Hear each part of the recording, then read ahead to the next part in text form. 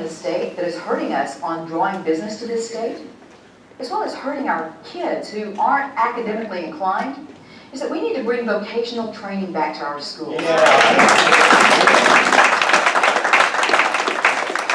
want this. Industry wants this.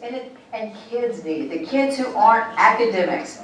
But we don't want those kids to say, well, I'm not ever going to fit that mold, so I'm just going to drop out, or I'm bored, I'm going to get involved in things I shouldn't. It gives those kids, when you have those kinds of training programs, it gives them something to do that they enjoy, it lets them excel at something that they're good at, and then they've got ready-made jobs waiting for them when they get out of school. Right.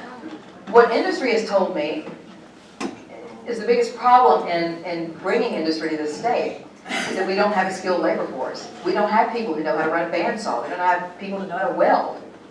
And those are basic skills that we can replace and put back in our schools so that we do start growing a great labor force in Arkansas.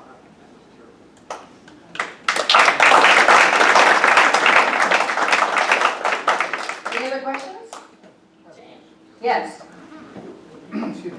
I'm a volunteer with the Division States Project, and one of the things that we run into a lot is that a lot of our legislators are just like addicted to the federal money, which of course they get state taxes. But I mean, how would you address how the federal government dictates how the state budgets are spent? How would you? Now, is this a Convention of States question? Or you want to know how I feel about the Convention of States question? Because you're not going to like my answer. If you support the Convention of States, the whole articles of the Convention of States. I support that, but part of what we run into is the individual legislators, they like the federal money. I don't like federal money. So how would you address it on the state level as far as federal spending? Okay. My view is that the governor's job is to be that stand between the people of the state and the federal overreach. That's what the governor is supposed to do. And somehow we have a bunch of governors in America who are scared of the federal government, and they buckle under the federal government. And if we had had more governors stand up, we wouldn't have socialized medicine in America today. And in fact, if our current governor had just left our Republican legislators alone, this is another issue I have. And by the way, I'm not talking behind his back, folks. I met with him on all this stuff. I met with him. I said, why did you do this? And I asked him, stop arm twisting our Republicans to vote in ways that are inconsistent with what they're elected, with the people who elected them. You please get off their backs. Because we had Republicans run on the promise that they would not expand Medicaid. And if he had left those people alone, we would not have Arkansas Works, which is a financial disaster for this state. That's why he continues to go back and forth with these. The less your state becomes dependent on the federal strings, because federal money always has strings attached.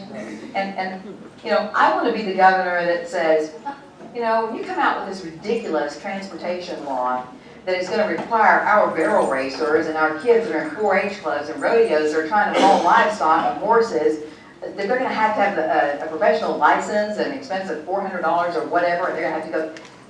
That's federal overreach. I'm going to be the kind of governor that says, you know what?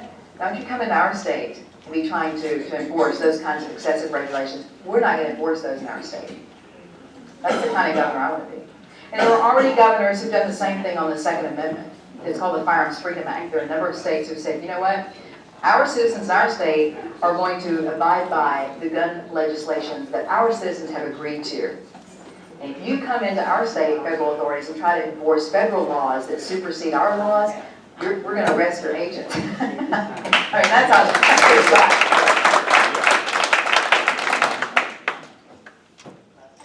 Yes, ma'am. Oh.